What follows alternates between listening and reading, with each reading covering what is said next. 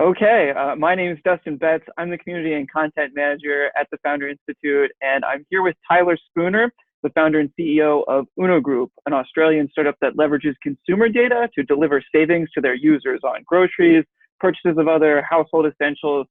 Prior to founding Uno Group, Tyler previously launched a mobile app called Feed Me and has also served as a mentor for the Plus8 Accelerator in Perth, Australia. Tyler Spooner, thank you for joining us. Thank you for having me. Yeah, so before we dive into all the new exciting things that you're working on at Uno Group, I guess I want to paint the picture of how you arrived at where you are today. I mentioned, really briefly about the Feed Me app that preceded Uno Group, but maybe you can start off, tell us a little bit about your origin story. What were the experiences that led you to founding the company? Yeah, all the way back from Feed Me? Yeah. Yeah, okay, cool. So basically, I was in small business, and then I exited small business, and I had a bit of a rough childhood coming up. So I relied very heavily on charities. So what I wanted to do was actually give back to those charities. So then I created an app. So what I did is I went and helped out a couple of local food charities, and I thought there must be an easier way to actually get funding for these charities, because what happens is there's a lot of red tape around government funding. A lot of charities don't want to work with each other because they're scared their funding is going to be taken. So then I thought, well, what if every time you actually eat at a restaurant, the restaurant pays for that as a marketing, and then they'll donate that money to charities. And that's how I got into the track of Feed Me. I had no idea about technology, no idea whatsoever about anything to do with technology. And then I paid a development team for my first prototype and went from there. Awesome. Yeah, all right. So when we last wrote about Uno on the Founder Insights blog, it was back in November. You weren't really yet, at least to my knowledge, using the kind of umbrella term Uno Group. You were really focused on Uno Cart, which is like the on-demand grocery marketplace that I believe lets your users order groceries and essentials that are delivered to them. You still have the Uno Cart app underneath this kind of Uno Group umbrella. You also have another app called Uno Money, and I understand your kind of newer B2B data offerings are branded under Uno Insights. So we can talk about each of the value propositions individually, but I guess my first question for you is, do you consider this move towards like Uno Group and Uno Insights to be a pivot, or is this instead kind of finding new ways to better leverage the underlying consumer data as you grow your business? Kind of like what's happening there? Yeah, 100%. We knew the data was valuable. We didn't know how valuable it was. And it's a pivot away from the actual delivery model. So using the share economy to actually deliver groceries. So as the share economy, there's no margin and you need a lot of capital. It's very capital intensive. As for something that's on a consumer data play, it's very low capital intensive, but high margin return on it. Gotcha. So it kind of happened. So we had product market fit for consumers, but we didn't have pain point product market fit for like the brands for the B2B side. So what we found is when we actually started talking to the big global brands, they actually said, well, we don't actually want the consumers. They all want the consumers to buy products, but they actually want to know why they're buying the product. Like, what's the why behind the buy? Okay. And that's how we found out there was more valuable in that. And then when we talked to our users, we actually asked them, because we still had a high majority of our users not actually delivering through our platform, but using our Uno Cart just to save money on groceries. Mm-hmm. Gotcha. So gotcha. Yeah. Sorry. Yeah, and so that's the Uno Cart, and how about the Uno Money? That's also like consumer facing, right? Yeah, so what happened was we needed a way to get actually more insights. So if we're going to work with the brands and tell them what product's being bought, we can't just have people creating shopping lists and going out and buying the product. We needed a way to actually confirm the purchase. So Uno Money is a gamification way of making consumers take photos of the receipts, and then we reward them for every receipt they take. Nice. Okay, that makes sense. So it's like a point system, and then it also saves your receipts. So if you ever need to get your warranty out, you can open the app up and you have your warranties in there as well. Nice. Okay, yeah. So on the Uno Insights website, it talks about it says discover the power of omnichannel shopper insights. Can you kind of define for our audience who might not be familiar with what omnichannel means?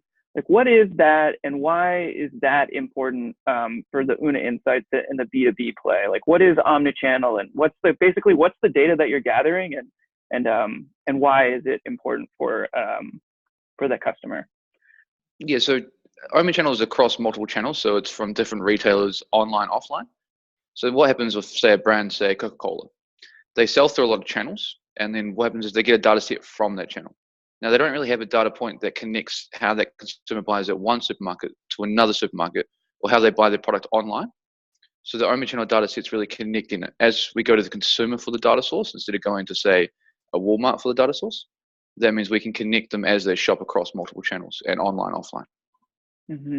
And so when you go after, like, when you're able to provide an omni-channel kind of data set like that, I mean, it's going to have to come from the consumer, right? Because I mean, I guess my question is sort of like, yeah, because otherwise it is always going to be segmented if it's not coming from you, where like the consumer delivers it to you, right?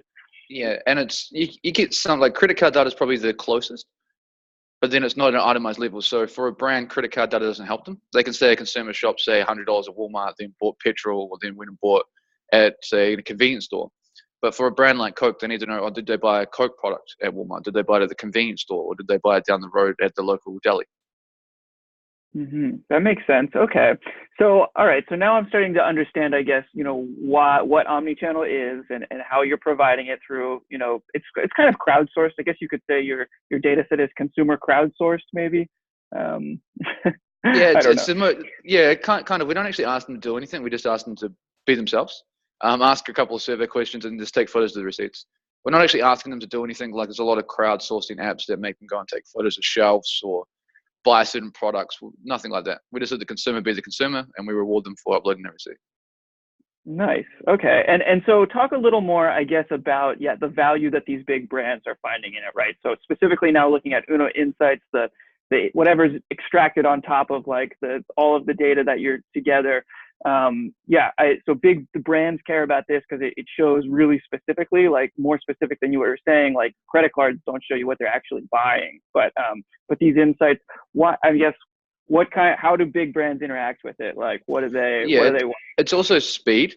So like, if you look at today, like the problem big brands are facing is there's a lot of small consumer players coming up, and they iterate so fast. So if you look at Dollar Shave Club, got bought for $1 billion by Unilever, and it's because they were able to go to the consumer, get the feedback of the data, and then release products faster. So it's actually part of a data play as well. So if you look at that, they need to be able to iterate fast and move fast. And when you're a big beast, say like a Product and Gamble, and you're producing millions of items, you need to understand, okay, my competitor just released a product similar to mine. Did that product actually get traction? Should I copy that product and then release a similar offering?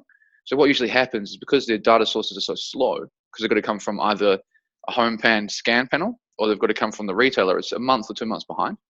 So they'll sit there and say, for instance, Kit Kat releases a new chocolate flavor. Now another chocolate brand will have to look at it and go, okay, we can either start producing something similar to compete with that offering.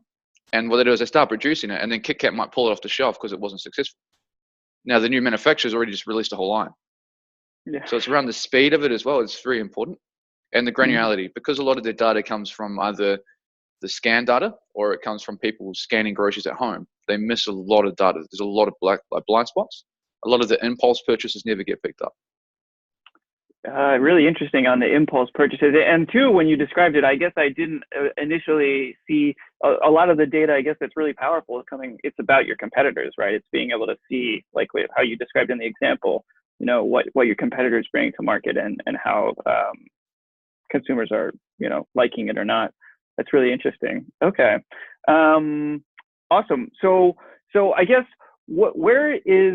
how the kind of industry headed next? I mean, whether this is around, I don't know how you would describe the facet that is, Uno Insights, what would you call that?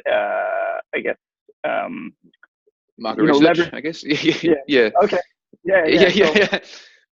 Market research that it's leverages consumer data. I mean, what's coming next there? Because it seems like it's kind of a big thing on the horizon. Yeah, it's growing really fast industry, and it's going to get more, right? So the things like 5G coming in, that means there's a lot more things connecting, a lot more data can be transferred faster. So we're seeing a big trend in big FMCGs or PPC companies looking at making their packaging smarter. So as the consumer actually buys a bottle of Coke, is that connected some way? Can they get actually a live data source from that? So there's a lot of move towards that. And also there's a big push to become more eco-friendly. So that means getting rid of receipts completely as well. So we're working a lot with how do we actually integrate digitally as well. So allowing consumers to actually send digital receipts a lot easier as well. Gotcha. Yeah, that's pretty interesting. Because the way that a consumer, so just to kind of rewind and go back, if I'm just a consumer, like using your consumer-facing apps through, I guess, reporting my various purchases. It unlocks different savings for me, or it tells me kind of like where I can go to buy like an item that I buy frequently at a better price. It's sort of Yeah, there's two. Uno Card does that. So Uno Card compares thousands of items and tells you where the best price is to buy them. Uno Money just helps you, reward you for actually uploading your receipts. So it's gotcha. gamification. You can win more points. It's just a point system for uploading receipts. At the same time, it saves your receipts in case you need warranties or you're tracking your expenses. Right. Okay. Cool. That does clarify it. Just, I mean, I did understand that, but to kind of spin it back out then to the Uno insights and talk about yeah, that those kind of big things that are coming, like you were saying, with Internet of Things, and certainly with the disappearance of physical receipts. Yeah. So you've obviously worked really, really hard. You have made a lot of traction. Tell us one thing that you're really proud of that you've accomplished to date, or what is the thing in Uno that that you're really proud of when you talk to somebody about it who doesn't know anything about it. Probably our team, actually. I think Yeah. the biggest thing, so from our investors backing us at early stage, and then from us to find product market fit, it's more around the team we've built and the level of, I guess, skill in the team to actually develop software at a high level, because we've got a lot of priority technology in the background that actually extracts a lot of machine learning, a lot of computer vision, but all of that's done because we've got a really talented team, devoted team. So I think the ability to actually bring a team in and get them to work together, I think that's the main reason. The main thing. Awesome. Yeah, that's a great answer, because you are a self-taught coder, right? But you said, like, when you first came to entrepreneurship, you did not have a prior technology background, right? Yeah, I'm not a coder. I know enough to be dangerous, but so I understand a little bit, a little bit of the black box, but I'm not good at all. It's more around understanding what backend solution we should use, how our architecture should be set up, what we should write in for like the longer vision, rather than actually doing the code. But yeah, but at the start, I didn't even realize, like when we released our iOS app, I didn't even realize there was updates. I didn't know that there was two versions, iOS and Android. I was completely green. And then from the last 3 years, I've learned a lot. Yeah, I mean, and just the kind of things that you were talking about that are going on in the background, computer vision, like machine learning that's extracting from a picture and like turning that into written text and all of that. Yeah, I'm sure that you got a big team behind you, and that's awesome that, you can be, proud of that, and that they're letting you do all of that. That's great. What advice would you offer? This is kind of a little out of left field, but for early stage aspiring entrepreneurs, people just getting started, rewind yourself years ago. What's the sage piece of wisdom that you wish you had when you were just getting started? When I was just getting started, the first thing is start. You need to start, because it's all about iteration, right? You've got to keep trying your product market fit. You've got to keep launching, keep trying different things, and don't be afraid to pivot. I've met a lot of startups that are afraid to pivot because of what it's perceived, but like I feel like pivoting is very important to find product market fit. Mm-hmm. Yeah, and for you guys specifically, I mean, I guess I'm just so interested in how, I don't know if you would define it as a pivot, or it's more like kind of unlocking, like we are talking about, like different customer segments through like the whatever you extracted some value out of, like kind of one segment and able to move it towards another one. I don't know if you call that a pivot, but your journey is evolving. Really, yeah, and you only find that when you actually get in the market, right? Because every startup goes through iterations. I think startup founders need to be aware of this. As long as they've got a goal, like we want to achieve X, we don't know how we're going to get there. It's like, I want to go to the shopping mall. I don't know if I'm going to take the car, the bike, I'm going to walk. You find out which is the most effective way once you start going to the shopping mall. Mm-hmm. Right on. Awesome. Well, we are looking forward to sharing more of these updates, like with Uno Insights, what you guys are doing with the FI community. Do you have anything you want to like announce or share here on the video with the FI community, or any asks for our audience? You want them to go download Uno Money? No, if we can help, just reach out. Any FI company, like FI has been a huge help from us getting grounded.